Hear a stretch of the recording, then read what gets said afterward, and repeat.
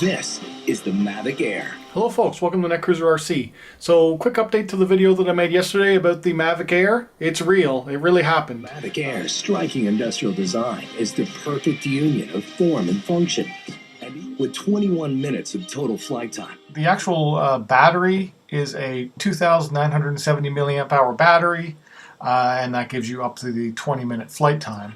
4 kilometers transmission distance and a max speed of 19 meters per second. You can go farther. The video transmission is enhanced Wi-Fi, so it's not OcuSync, it's not Lightbridge, but the range of distance that they're giving it is 2.5 miles, which is 4 kilometers. So that's pretty good. That's more than most people would need. And the live transmission feed seems to be 720p 30 FPS. And that gives you an effective range of up to 4 kilometers, 2.5 miles, which is double the range of the Spark and about half the range of the Mavic Pro OcuSync. The Mavic Air's powerful camera is housed inside a compact 3-axis gimbal system and is the only drone of its size to have one. Some of the specs were a little bit off what we had expected. It does not do 4K 60. 4K at up to 30 FPS, but it does 2.7K at up to 60 FPS. Full HD up to 120 FPS, which is awesome. Capture slow motion in full HD at 120 frames per second.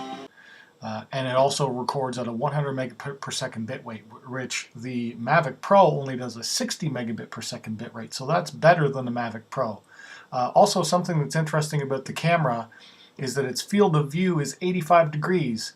The Mavic Pro is 78 field degrees, I think, and the Spark is 80. So this one has a bigger field of view than both the Mavic Pro and the Spark. The Mavic Pro has autofocus that was tripping people up when they first got their Mavic Pros because you have to tap the focus in the distance. So they got rid of that. They went back to a fixed focus. So all your shots will always be in focus. It'll be set to infinity. Everything will be sharp. You just lose the ability to focus on things up close, which most people never do with the drone anyway. I really like that it has front and back and bottom sensors. The new APAS system allows the Mavic Air to detect obstructions in real time and fly around them. Sensing cameras ensure the safety of the Mavic Air while flying. With front and back obstacle avoidance sensors, the Mavic Air sees more obstructions faster. The active track system has gotten some updates where now instead of having to draw a box around your subject, you just tap it, as well as it allows you to track 2 subjects at once. Active track now allows multiple object detection, which means more flexibility for object tracking. Some of the smart modes have gotten updates, so it has all of the selfie mode kind of stuff, gesture control that the Spark does, but they added 2 new quick shots, they added boomerang, and they added like an orbital. It starts off as like a selfie, then it zooms out, and then it does an orbital 360 look. Well, that's pretty neat, actually. Quick shot modes like Asteroid and Boomerang get you professional camera moves automatically. It does shoot HDR photos, which is a new thing that not the Mavic Pro and the Spark cannot do that, so this is new. 12 megabit stills. It also has 8 gigabytes of internal storage, which is new. None of the other DJI drones have built-in storage, and this is a great option for when you forget your SD card. Pricing wise, it's actually coming out to be more expensive than we had thought. So it's launching at $799 US for the base model, $999 US with the Fly More package, which gives you an extra bag as well as 2 more batteries and some extra props. So the base model comes with 1 battery, all the cables, all the adapters, extra set of props, prop guards. It's a pretty robust package actually for the main unit, but 1 battery dead in 20 minutes, and then you'd have to recharge it. Overall, I think it's an excellent design. I really like the industrial design now that I've seen it up close. The new Mavic Air is a marvel of engineering and design. An ultra-portable device that stretches the boundaries of what's possible for a drone this size.